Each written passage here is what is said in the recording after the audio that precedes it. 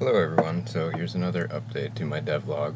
I was trying to work on some character animations, but like I said in my last video, I've been having issues with the animation blueprints, which are beyond my control. So I opted for setting up some basic character stats and getting that working. I will tell you right now, if you're trying to set up a character stat system for yourself, Ryan Lowley, I think I'm saying it right, on YouTube has a lot of really good information, and that's where I picked up the basics of how to make this system. So, up here we got, health, mana, stamina, and I did manage to get the UI working. I was actually having a brain fart earlier. Like I said, it's been a couple years since I messed around with Unreal Engine. So I started working on some of the basics of the UI. There's the status bar. This will be the your ability bar, and I got it set up vertically, just like EverQuest. Like I said, I want this game to feel like EverQuest. So just to show you how it's working, I set up some basically a health drain, stamina drain, and a mana drain. And so if I stand in the fire here, it will, as you see, reduce the character's health. And all the regen is working off asynchronously off of the event dispatchers. If you want asynchronous coding within Unreal Engine, you have to use the event dispatch system. But once you get it's a little difficult at first, but once you get it figured out, it's an extremely useful tool. And then you see his health starts to regenerate. And then over here is the stamina tap. And then I have all of these values, the tick values set up differently, just so you can see the difference between a faster regen and slower regen. I think I have health set up for 2, mana for 4, and stamina for 8.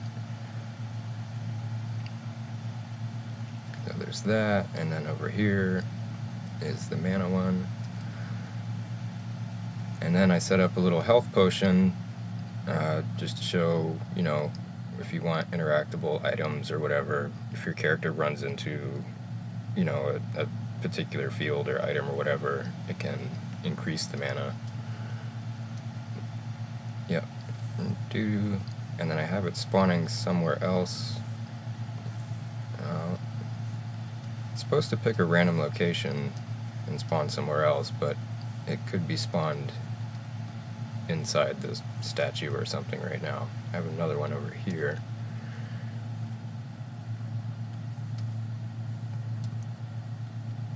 Although if you, I did figure out if you use a begin actor overlap, if it was spawning inside this box right here, it will not call both events, so it's something to keep in mind.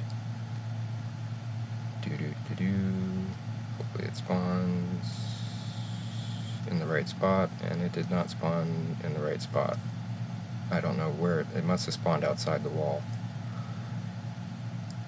Okay, well, anyways, I had it over here before, and it respawned like right here, and then over here, and then it eventually spawned inside this, and that's where I figured out the collision overlap issue.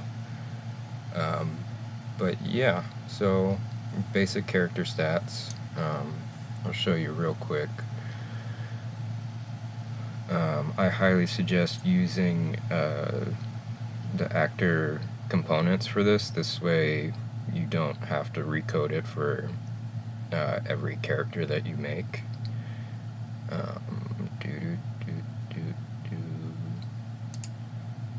Actors, blueprints, components, stats, and so this is kind of what the stat system looks like. You see you have all the different variables over here, And then you have the timer, character reference, and this is basically what using event dispatchers looks like. So you're binding the event to a specific function. It'll, when you call the event dispatcher, which is what we're doing right here, and we're doing that on a timer. So I have it every half a second, it'll call this event, which then triggers all these events that you bound on begin play. And then you have a drop down list where you can select your different functions that you set up.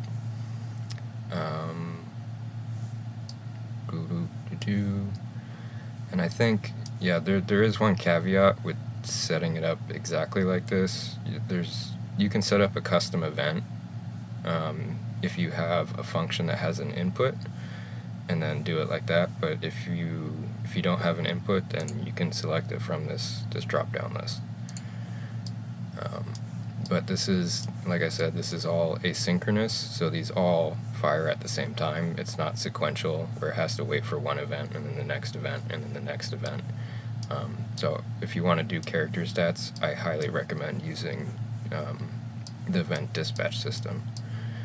And then, I haven't gotten to it yet, but setting up, when your health reaches 0, then the character dies, and, going through that whole sequence. But yeah, so that's where I'm at right now. I'm probably going to set up some abilities next, just for testing purposes, and just kind of go from there. Hopefully the issues with the animation blueprints, fix themselves, so that I can actually, set up some animations for the NPC, like attack animations and stuff like that, especially once I get all the stats worked out. And then once all that's done, I'll show you, the saving system. So you have persistent character stats, so every time you load into the game, it remembers, where you're at, what your stats are, and then I got to set up inventory. And there's really not, when you're setting up the core systems, it's once you've already gone through it once, it's not that bad. It doesn't take all that long. The part that takes the longest is just actually setting up all the individual abilities, all their values, plugging in the assets, setting up your sounds. I got to set up character footstep sounds and ambient sounds and music, and so it's a process, but it's coming along. And then I am going to set up, whenever the issue with the forward vector and right vector start working again. You see the NPC is getting stuck on the bridge here. So once the auto crouch is actually working, then I can set it up so the NPC can navigate under obstacles too. And if you're being chased by an NPC, it's not going to get stuck on obstacles. And then I'm going to set it up so they can jump and stuff like that, and be very dynamic over what you got in EverQuest.